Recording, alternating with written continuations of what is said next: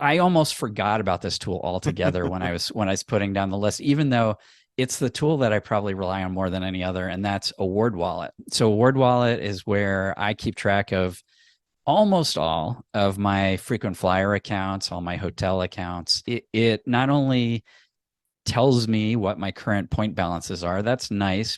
More importantly, it tells me when points are about to expire, and it tells me when free night certificates are about to expire. And it's probably that second one that is really where this tool more than pays for itself. I don't know what I would do without a wallet, especially too. I also manage the accounts of like my wife and son, a lot of their frequent flyer accounts. So trying to keep track of everyone's accounts without a tool like this, I don't know what I would do. So it's a huge time saver, and not only time, but Yeah, stress too, because I'd be right. more stressed about, am I forgetting something? Is something about to expire?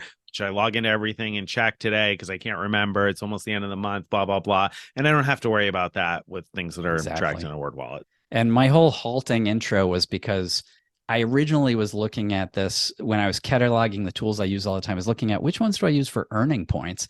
And then which ones do I use for like finding awards so that I can use my points? And Word Wallet is neither of those, Right. but it's still totally essential.